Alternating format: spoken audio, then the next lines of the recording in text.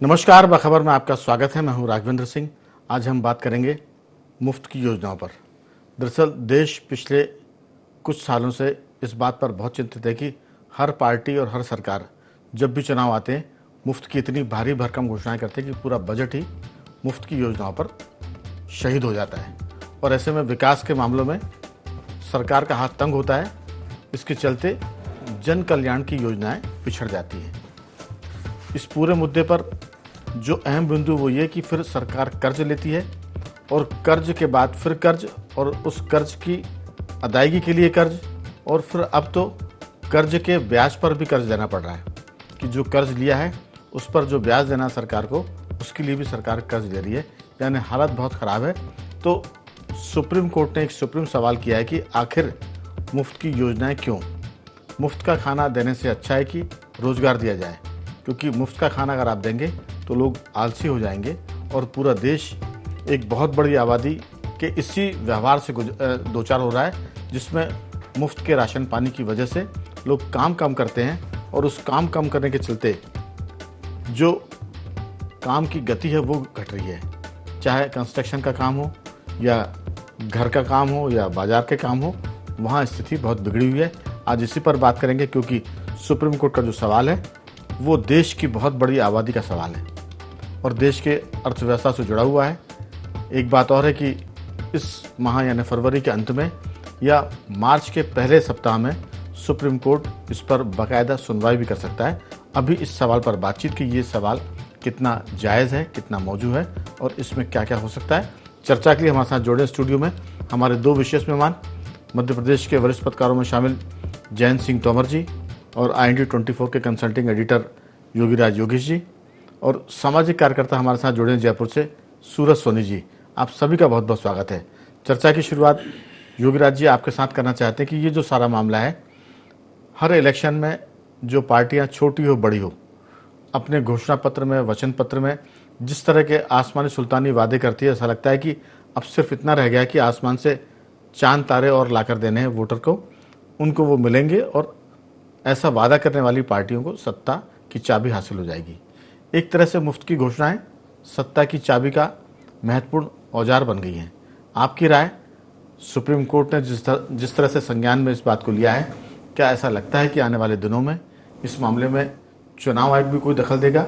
तो supreme court और चुनाव आयोग के दखल के बाद शायद जो बेलगाम घोषणाएं होती हैं अपने घोषणा पत्रों में, वचन पत्रों में, उन पर लगाम लगे और मुफ्त की योजनाएं सरकार के खातों से कम हो, लोग काम पर लौटे। लोग ये भी कहते हैं कि बेरोजगारी बहुत ज़्यादा है, लेकिन आधे से ज़्यादा देश मानता है कि बेरोजगारी नहीं है। बेरोजगारी जहाँ लोग काम मांगना चाहते हैं वहाँ रोजगार नहीं मिलने की बात तो करते हैं, लेकिन जहाँ लोग काम देना चाहते हैं वहाँ काम करने वाले नहीं मिलते। ये एक बड़ा संकट है। आपकी राय? ये वैसे बिल्कुल ठीक बात है। अनावश्यक आर्थिक बोझ बढ़ता है सरकारों पर और लोक लुभावन जो घोषणा है वो अर्थ संकट और देश के लिए वित्तीय संकट खड़ा कर रही है। पर सवाल इस बात का है कि सुप्रीम कोर्ट के पास लोग जाते हैं सवालों का हल निकालने के लिए, समस्याओं को हल निकालने के लिए लोग सुप्रीम कोर्ट की दरवाजे पर जाते हैं। अब सुप्रीम कोर्ट खुद ही सवाल कर रहा है। सुप्रीम कोर्ट को इसमें सीधी सीधी व्यवस्था देनी चाहिए, क्योंकि ये जो मसला है ये अब राजनीतिक दलों के बस का नहीं है, न चुनाव आयोग के बस का है। कोई भी राजनीतिक दल ये मुफ्त की घोषणाएं बंद करके अब आफत मोल क्यों लेगा? मुफ्त की घोषणाएं को लेकर तो सभी राजनीतिक दलों में एक तरह का कंपटीशन बचा रहता है। कोई कहता है कि हम 100 यूनिट बिजली फ्री करेंगे तो तुरंत जवाब आ जाता है कि हम 200 फ्री कर देंगे। 2019 का जब लोकसभा चुनाव हुआ, केंद्र नरेंद्र मोदी ने घोषणा की कि हम 6,000 रुपये महीने किसानों को देंगे। राहुल गांधी ने कहा हम तो 72,000 रुपये देंगे। मतलब कई गुना आपने घोषणाएं कर दी और तो जनता ने उनको खारिज कर दिया। वरना तो वो एक आप मतलब ये भी नहीं सोच रहे कि कितना हम वादा करें लोगों से। कुछ भी एक बार आप अपने मन में आया और आपने घोषणा कर दी। अभी मध्य प्रदेश की जो लाडली बहनाओं को लेकर जो योजना है वो पूरे देश का मॉडल बन चुकी है। हर राज्य किसी न किसी बहाने, कोई लाडली बहना के बहाने, कोई लाड़की बहना के बहाने, कोई तरह तरह से नाम बदल कर, लेकिन कर वही योजनाएं का संचालन कर रही है सारी गवर्नमेंट। कहीं 1,500, कहीं 2,000, कहीं 3,000 और कहीं 5,000 के वादे की बात की जा रही है, कहीं 10,000 रुपये एक मुश्त डाल दिए गए, कहीं 30,000 रुपये एक मुश्त डालने की बात हो रही। तो इस पर लगाम राजनीतिक दल कैसा लगा पाएंगे? जो लगा मतलब वो जो है ना कि बर्र के छतरने में हाथ कौन डाले, वो तो उनके लिए वोट बैंक समझते हैं इन सब चीज़ों के लिए। इसका हल सब लोग भी हम ये जानते हैं, तमाम इंटेलेक्चुअल जो डिबेट्स हो रही है उसमें भी यही कहा गया है कि ये मुफ्त की घोषणाओं पर विराम लगना चाहिए। और विराम कौन लगाएगा? जो सवाल पूछ रही है सुप्रीम कोर्ट। तो अब विराम लगाने का समय आ गया है। सुप्रीम कोर्ट को इस मामले में स्टैंडिंग ऑर्डर जारी करने चाहिए, या तो राजनीतिक दल अपने खर्चे से घोषणाएं करें। आप 10,000 नहीं 20,000 दें, लेकिन राजनीतिक दल अपनी पार्टी के फंड से ये सब इंतजाम करें, तो अपने आप ही सारे राजनीतिक दल जो है पटिए पे जाएंगे। अभी तो ये होता है कि चुनाव आना, चुनाव जीतना, और चुनाव जीतने के लिए कुछ भी घोषणाएं करना है। आप कोई महिलाओं को लेकर घोषणाएं कर रहा है, कोई जातियों को लेकर घोषणाएं कर रहा है, कोई रोजगारी को लेकर घोषणाएं कर रहा है। तो इन सब पर बहुत जल्दी, जितना जल्दी हो सके, क्योंकि ये देश की सेहत के लिए ठीक होगा। यदि इन पर विराम नहीं लगा तो आर्थिक आपातकाल के जैसे हालात हैं देश में, और ये वित्तीय संकट नहीं संभल रहा। आप देखिए मध्य प्रदेश में आज ही बजट की जो बात हो रही है, एक समय मध्य प्रदेश में कांग्रेस सरकार का बजट ही 23,000 हुआ करता था, 23,000 करोड़ के आसपास था। अब अकेली लाडली बहना पे 23,000 करोड़ का बजट रखा गया। तो जब एक सेगमेंट के लिए आपको इतना भारी भरकम धनराशि खर्च करना पड़ रही है, और उसका कोई इनपुट या उसका कोई आउटपुट नहीं मिल रहा कि साहब इससे कुछ उसका रिटर्न है ना, उसका रिटर्न सरकार है, सत्ता मिलती है। अब सत्ता के लिए तो हम कुछ भी करेगा। फिल्म आई थी ना, क्या लव के लिए कुछ भी करेगा। अब ये जो हमारे लीडर हैं वो सत्ता पाने के लिए कुछ भी करेंगे, कुछ भी कह सकते हैं जी। नहीं, आपको तो सत्ता मिल गई, लेकिन आपने एक बहुत बड़े सेगमेंट को आपने मुफ्तखोरी की लत लगा दी।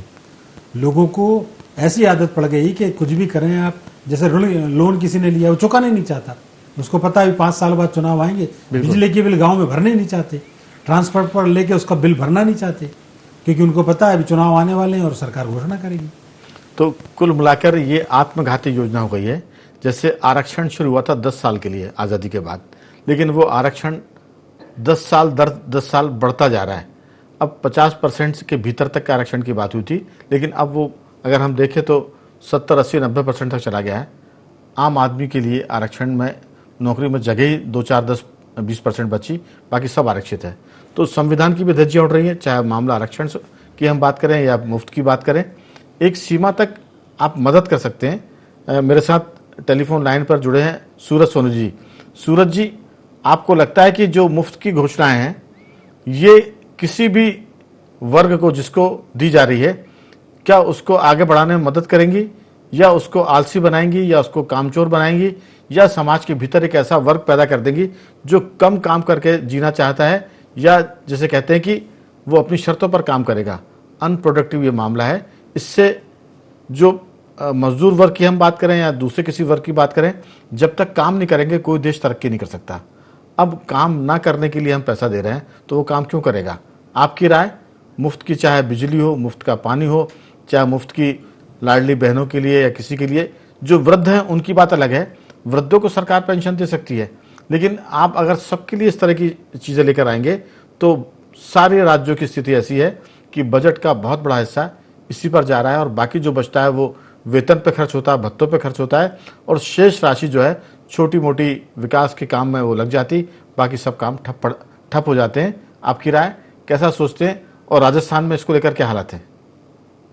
राघवेंद्र जी, आज तो सुप्रीम कोर्ट की टिप्पणी है, हालांकि वो मौखिक टिप्पणी है, ओरल रिमार्क है, लेकिन इससे एक पूरे देश के अंदर एक बहस को जन्म दे दिया है।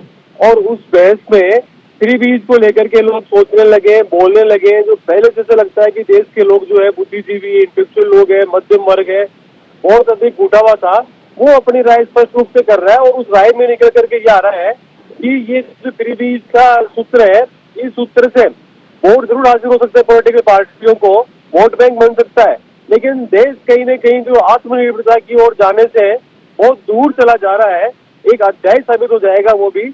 और आप ये देखिए कि स्वावलंबन की बात करते हैं, आत्मनिर्भरता की बात करते हैं, तो उससे कहीं न कहीं तौर पे युवा वर्ग है वो बहुत अधिक जो है वो पिछड़ जाएगा इस फ्री बीज के चक्करों में, ऐसा मेरा मानना है। और लोग तो यहाँ तक कहते हैं कि ये देखिए कि जिस तरीके से पॉलिटिकल पार्टी ने शुरुआत की 2006 के अंदर, तमिलनाडु का ही मामला आया था और आज ही तमिलनाडु का ये उस समय सुब्रमण्यम बनाम जो गवर्नमेंट था तमिलनाडु में डीएमके के खिलाफ आया था एक सुप्रीम कोर्ट में। तो उसमें ये था कि डीएमके ने घोषणा की थी कि हम महिलाओं को चुनाव जीतने के बाद में फ्री कलर टीवी देंगे और साथ ही 10,000 रुपया अकाउंट में देंगे।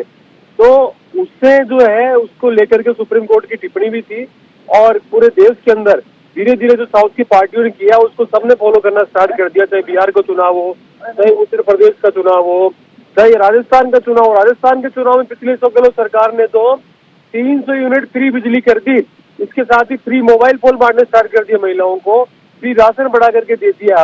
जो कोरोना में केंद्र ने किया था उसको बंद नहीं कर पा रही केंद्र भी, लेकिन राजस्थान में इतना अधिक वो फ्री का प्रसार कर दिया। लेकिन आप ये देखिए कि लोगों ने फिर भी उस सरकार को नकार दिया। तो ये पॉलिटिकल पार्टियों के लिए भी लगभग है जो केवल ये सोचते हैं कि हम फ्री बीज के नाम पे वोट ले लेंगे, फ्री बीज के नाम पे सत्ता में आ जाएंगे, बहुमत हासिल कर लेंगे। उनके लिए राजस्थान का जो चुनाव था 2025 का तो 23 का, वो कहीं न कहीं एक जो है वो में उनको सबक होगा और इसके बारे में दोबारा से सोचे। लेकिन बात वही आती है कि कुछ लेवल पे मान लीजिए आज जो आपने वृद्धावस्था पेंशन की बात की, कुछ बेरोजगारी भत्ता भी था, स्वावलंबन के नाम पे किसी को दिया जाए, कोई मान लो फ्री बिजनेस लोन कुछ लिमिट का दिया जाए तो बात समझ में आती है। लेकिन आप सब कुछ ही फ्री बांटने लग जाएंगे तो इससे तो देश के अंदर जो है वो हालात ये हो जाएंगे कि सब लोग मुफ्तखोरी को बढ़ावा मिलेगा और कहीं न कहीं ये तो देश हमारा मुफ्तखोरी की दिशा में चला जाएगा। राघवेंद्र जी, मैं ये कह रहा हूं कि कोई भी पार्टी क्यों मुफ्त की घोषणा रोकेगी, उस पर कोई कानूनी कार्रवाई तो होगी नहीं। जब तक कानूनी कार्रवाई या कोई दूसरा उस पर बैन ना लगे तब तक कोई भी फ्री की घोषणा करना बंद नहीं करेगा, क्योंकि सरकार में आएंगे तब उस पर यह लागू होगा कि वो सरकार में आने के बाद मुफ्त की घोषणा पर अमल करे। और वो भी कब करेगी, वो कहते हैं कि हमने घोषणा तो की है लेकिन अमल कब करेंगे ये टाइमलाइन नहीं दी, तो फिर वो चुनाव के आखिरी साल में, चौथे साल में वो उस पर अमल करते ताकि फिर अगले 5 साल के लिए सरकार उनको मिल जाए। लेकिन जयंत जी, सवाल ये कि क्या सुप्रीम कोर्ट ने ये जो सवाल खड़ा किया है पूरे देश में इस पर बहस शुरू हो जाएगी, क्या मुफ्त की घोषणा गैरकानूनी घोषित की जाएगी? ऐसी कोई कानूनी व्यवस्था तो नहीं है, लेकिन क्या सुप्रीम कोर्ट इस तरफ सरकार को कोई राय दे सकता है कि ये जो चुनाव के पहले या चुनाव के घोषणा पत्रों में जो मुफ्त के वादे किए जाते हैं और वो आसमानी सुल्तानी वादे होते हैं जो संभव ही नहीं है। जैसे योगी राज जी ने कहा कि एक बार तो घोषणा इतनी कर दी थी कांग्रेस ने कि 72,000 रुपये हम एक एक किसान को देंगे हर साल। उस हिसाब से तो सरकार का पूरा बजट भी अगर जोड़ा जाएगा तो वो भी कम पड़ जाएगा और बजट से ऊपर की घोषणाएं। तो ये जो आसमानी सुल्तानी वादे, चाहे बीजेपी हो, कांग्रेस हो, समाजवादी पार्टी हो, बसपा हो, कोई भी हो, इस पर रोक लगाम लगाने की जरूरत है। सरकार में तो आप आ जाओगे, लेकिन लोग कहते हैं ना, एक कहावत है कि बुढ़िया मर गई इसका गम नहीं है, मौत ने घर देख लिया। सरकार में कोई गलत पार्टी आ गई वो तकलीफ दे नहीं है, 5 साल बाद लोग उसको बदल सकते हैं, लेकिन ये मुफ्त का जो चस्का लग गया है, मुफ्त की दाढ़ जो लग गई है, उससे कैसे दूर किया जाएगा, ये जो गम है ये बहुत सालेगा। आपकी राय? राघवेंद्र जी, अभी तक की चर्चा में आपने एक महत्वपूर्ण बात कही कि जब लोग काम नहीं करेंगे तो देश तरक्की कैसे करेगा, और ये जो मुफ्त की योजनाएं हैं इनका किस तरह का दुष्परिणाम होगा इस पर योगी राज जी ने विस्तार से बताया ही। आप थोड़ा सा देखिए कि चांद पर से मानव निर्मित कोई चीज़ अगर धरती की दिखाई देती है तो चीन की दीवार है। आज से 2000 साल पहले वो बेगार में बनाई गई थी, सिर्फ लोगों को खाने का सामान दिया जाता था और वो जीवन भर काम करते रहते, तब वो अजगर सी लेटी हुई धरती पर वो दिखाई देती है। तो ये जो सब जितने निर्माण कार्य हैं अभी तक, लखनऊ का इमामबाड़ा देखिए, अकाल राहत के नाम पर वो हुआ, तो इस तरह से तमाम लोगों ने बेगार की है, उससे कुछ न कुछ धरती पर बना है। ये जो मनरेगा की योजना है ये इसलिए लाई गई थी लोगों को काम मिले, लेकिन आप देखिए कि उस योजना में भी मशीनों से काम हो रहा है, एक वो विसंगति है। जो योजनाएं काम के लिए लाई गई थी उसमें भी मशीनों से काम हो रहा है। अब ये जितनी फ्रीबीज की बात है, जितने भी ये रेवड़ियाँ, जिनको रेवड़ी कल्चर जिसको कहा गया है, तो वो तो लोक कल्याणकारी राज्य में जो ऐसे लोग हैं जो असमर्थ हैं उनके लिए ये सब योजनाएं थी। मुझे जहाँ तक याद आता है एनटी रामाराव ने अनाज बांटने की शुरुआत की थी, हो सकता है उससे पहले भी इस तरह की शुरुआत की गई हो। यहाँ देखिए आप छत्तीसगढ़ में वहाँ पे चाउर वाले बाबा के नाम से प्रसिद्ध हुए रमन सिंह जी, तो वो एक लंबा सिलसिला। दिल्ली में आम आदमी पार्टी ने बसों में मुफ्त में महिलाओं के लिए यात्रा की शुरुआत की, एक लंबा सिलसिला है इस पे। जयललिता ने शुरू की थी अम्मा की रसोई जी वहाँ जी दक्षिण भारत में। जी जी जी। तो इन सब में ये है कि एक ऐसा समाज बन रहा है कि नहीं बन रहा है जिससे कि एक समावेशी संस्कृति, समावेशी एक समाज बने, तो वो सुनिश्चित करना जरूरी था। लेकिन अब तो ये मुश्किल है कि पैसा कहाँ से लाएंगे, इसलिए चुनाव आयोग को सुनिश्चित करना चाहिए कि आपने जो वादे किए हैं, एक तो वो वादे आप पूरे करें, और दूसरी बात ये कि आपने जो वादे किए हैं उसके लिए पैसा कहाँ से आएगा, बजट कहाँ से आएगा, ये भी राजनीतिक दलों को बताना चाहिए। अन्यथा पूरी अर्थव्यवस्था चौपट हो जाएगी और सरकारें इसी आधार पर बनती रहेंगी और कुल मिला के हर राजनीतिक दल मजबूर हो जाएगा। इसलिए चुनाव आयोग को इस मामले में बहुत सख्ती बरतने की आवश्यकता है। आपने ठीक कहा। ये सवाल भी इसमें योगीराज जी आ सकता है कि जो पार्टी मुफ्त की घोषणा करती वो अपने घोषणा पत्र में ये बताए कि वो मुफ्त की घोषणाएं के लिए धन कहाँ से लाएंगी, धन का प्रबंधन कैसे करेंगी। अगर ये वो बता पाते हैं कि बजट मध्य प्रदेश का इतने करोड़ का है, इतने अरब का है, और हमारी जो घोषणा है उसमें इतने लाख करोड़ रुपए खर्च होंगे और इस पैसे को हम इस मद से लेकर आएंगे और बजट पर कोई फर्क नहीं पड़ेगा, अगर इस तरह के संतोषजनक वो कारण या उपाय बताते हैं तब तो वो घोषणाएं कर सकते हैं। अन्यथा उनकी घोषणाओं को खारिज किया जाए, उनके घोषणा पत्र को खारिज किया जाए और उन पर कोई कानूनी वैधानिक कार्रवाई करने की जरूरत है, चाहे वो आयोग करे, चाहे सुप्रीम कोर्ट कोई रास्ता निकाले, या सारी चीजें मिलकर संसद में कोई कानून बने, क्योंकि सुप्रीम कोर्ट भी इस पर कोई एक्शन लेने की स्थिति में नहीं है। वो सिर्फ सुझाव दे सकता है, राय दे सकता है सरकार को। चुनाव आयोग की भी अपनी एक सीमा है, वो भी उससे आगे नहीं बढ़ सकता मुझे लगता है कि, लेकिन इससे माहौल अवश्य बनेगा। अगर सुप्रीम कोर्ट इस पर बात कर रहा है, चुनाव इस पर बात कर रहा है, अखबारों में, मीडिया चैनल्स में डिबेट हो रही है, तो रास्ता जरूर निकलेगा। लेकिन अब दिक्कत यह है कि बिल्ली के गले में घंटी कौन बांधेगा। ये खतरा चूंकि सुप्रीम कोर्ट को नहीं है तो उसने ये खतरा मोल ले लिया। आयोग को खतरा नहीं, वो भी मोल ले सकता, लेकिन पार्टियां तो इससे बच के चलेंगी, क्योंकि उनके पास तो एक ही हथियार है कि पार्टियां अकर्मण्य हैं, कोई काम नहीं कर रही, ना देश के लिए ना समाज के लिए, लेकिन घोषणा करके सत्ता पा सकती हैं। तो ये सबसे आसान रास्ता है। आपकी राय? देखिए, ये बात बिल्कुल सही है। इसकी अलग अलग जिम्मेदार बॉडी हो सकती हैं, संवैधानिक संस्थाएं, लेकिन सबसे महत्वपूर्ण इस दिशा में कोई हल निकल सकता है तो सुप्रीम कोर्ट से। चुनाव आयोग की क्या स्थिति ये भी हम सब जानते हैं। और जहाँ तक बात है, चुनाव आयोग राजनीतिक दलों से यदि ये पूछे, ये हिसाब मांगे कि आप ये कैसे आप फुलफिल करेंगे, तो वो 2 मिनटों में बता देंगे कि हम कैसे करेंगे। जैसे मैं आपको बताऊं, विपक्षी दल अभी सरकार को घेरते हैं और कहते हैं अरे साहब, स्वास्थ्य विभाग में 1 लाख से ज़्यादा नौकरी खाली है, और जब सत्ता में जाएंगे तो 5,000 भी नहीं दे पाएंगे। तो आप ये जो इस तरीके की जो राजनीतिक दल जो बातें करती हैं कि साहब हम तो 10,000 करोड़ यहाँ से, उस पर कहीं ना कहीं कमिटमेंट पर जोड़ना पड़ेगा कि आप जो शपथ पत्र दे रहे हैं, वो कहते हैं ना संकल्प पत्र, आयोग कह सकता है कि ये शपथ पत्र माना जाएगा और इसका पालन नहीं किया तो आपके खिलाफ लोग या मतदाता या कोई आम आदमी, आम नागरिक अदालत में जा सकता है आपके खिलाफ कार्रवाई करने के लिए कि चुनाव के दौरान उन्होंने अपने शपथ पत्र में कहा था कि हम ये काम आपको देंगे, इतना रुपया देंगे, और नहीं दे पा रहे हैं। क्योंकि कहीं ना कहीं तो बांधना पड़ेगा। ये आप उस पर एक नैतिक दबाव बना सकते हैं कि आपको करना पड़ेगा, लेकिन इसको मैंडेटरी करना यदि है जी, सुप्रीम कोर्ट सिंगल लाइन का ऑर्डर जारी करे कि मुफ्त की कोई भी घोषणाएं कोई भी राजनीतिक दल नहीं करेगा, और करेगा तो पार्टी के बजट से उसका हिसाब दीजिए। आप कहाँ से कमाएंगे, कहाँ खर्च करेंगे, पार्टी, ये पार्टी जाने। पार्टी के बजट में तो अब नहीं कह सकते कि पार्टी नंगे भूखों की पार्टियां हैं। अरबों रुपए चंदा मिलता है सत्ताधारी दल को, फिर जो नंबर 2 पार्टी होती है उसको मिलता है, अरबों रुपए में जाता है। ये छोटा मोटा फिगर नहीं है, अब तो हजारों करोड़ में भी जाता है। तो सवाल है कि क्या वो पार्टियां इतनी हिमाकत करेंगी, इतना बड़ा दिल बनाएंगी कि हम अपने खाते से देंगे तो भी कम पड़ेगा। क्योंकि अब 23,000 करोड़ तो मध्य प्रदेश की लाडली बहनों को सरकार दे रही है। ये 1 साल का नहीं है, ये कुछ महीने का है। 1 साल में तो ये और ज़्यादा जाएगा। तो इतनी पार्टी का दिल किसी का बड़ा नहीं है, क्योंकि सब पैसे कमाने के लिए राजनीति में आते हैं। ज़्यादातर लोग, सब, मैं माफ़ी से के साथ कर रहा हूँ, उसको वापस देता हूँ, ज़्यादातर पार्टियाँ और उनके नेता धन कमाने की राजनीति में आते, सेवा करने के लिए शायद कम ही आते हैं। आपकी टिप्पणी इस पर सूरज जी? सूरज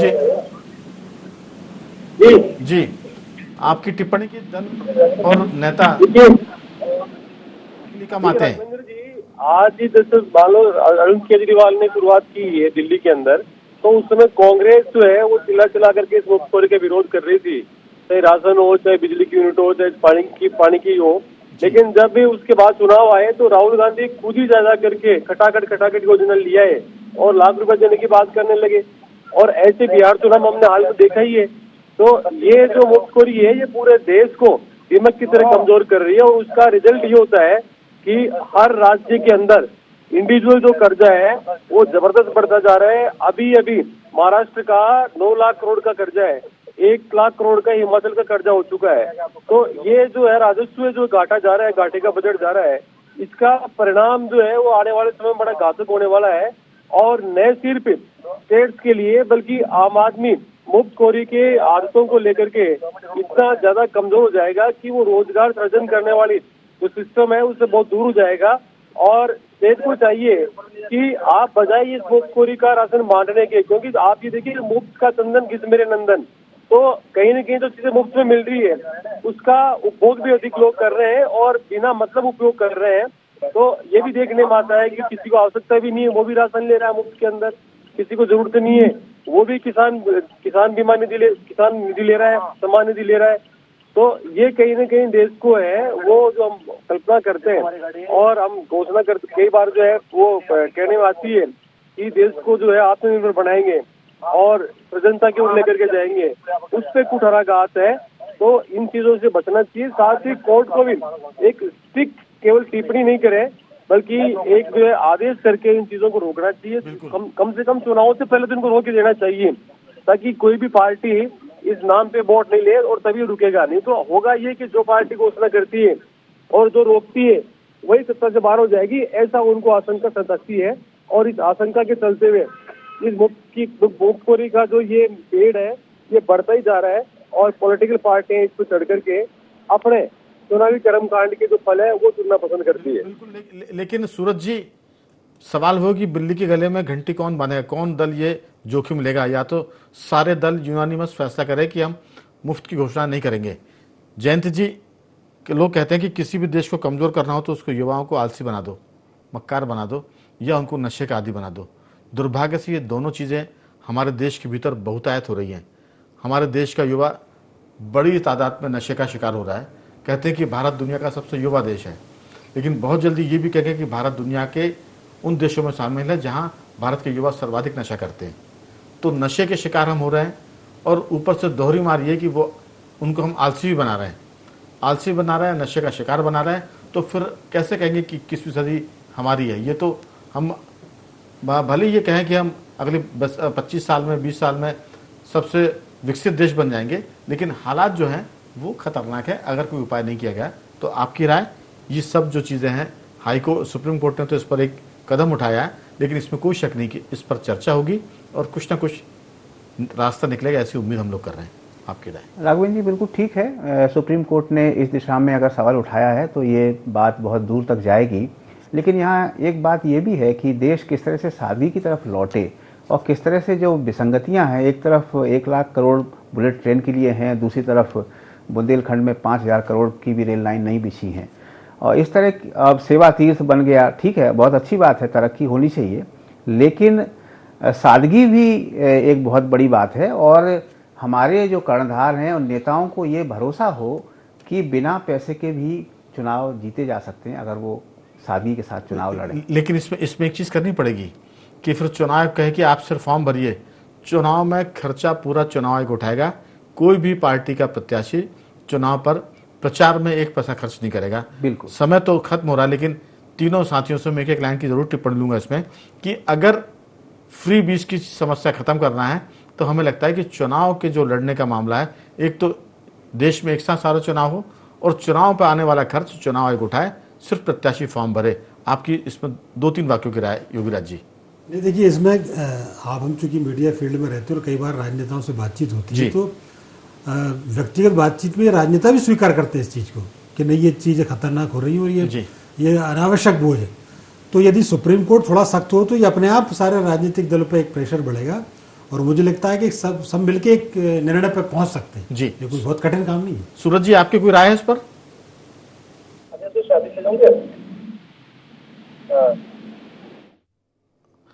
जैन जी कुछ बोलेंगे आप इस पर? जी बिल्कुल, आपने जो कहा कि चुनाव आयोग को पूरा खर्चा उठाने की दिशा में आगे बढ़ना चाहिए, जिससे राजनीतिक दलों की ये चिंताएं समाप्त बिल्कुल। हों। तो कह सकते हैं कि मुफ्त का चंदन घिसमरे नंदन पर सुप्रीम कोर्ट ने बातचीत शुरू की है। हम नहीं कहते कि कल के दिन लगाम लग जाएगी या कुछ कोई निर्णय आ जाएगा, लेकिन इस पर बातचीत तो शुरू हुई है। इसमें एक चीज़ और जोड़नी पड़ेगी कि देश भर में एक साथ चुनाव कराने की बात हो रही है।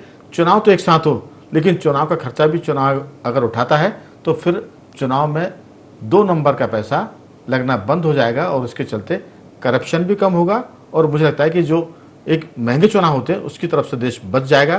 तो बहुत सारे रास्ते हैं, समस्या का एक सिरा पकड़कर अगर उपाय करेंगे तो धीरे धीरे सारे हल मिल सकते हैं। शुरुआत में मुफ्त की चीज़, दूसरे दौर में चुनाव प्रचार में खर्च आयोग उठाए तो लगता है कि काफ़ी चीज़ें सुधर सकती है। मैं तीनों मेहमानों का धन्यवाद करूंगा। योगराज जी आपका साधुवाद, जयंत जी आपका बहुत धन्यवाद और सूरज जी आपका भी साधुवाद कि आपने चर्चा में हिस्सा लिया। तो बखैर में सिर्फ इतना ही। बने रहिए हमारे साथ और देखते रहिए IND24।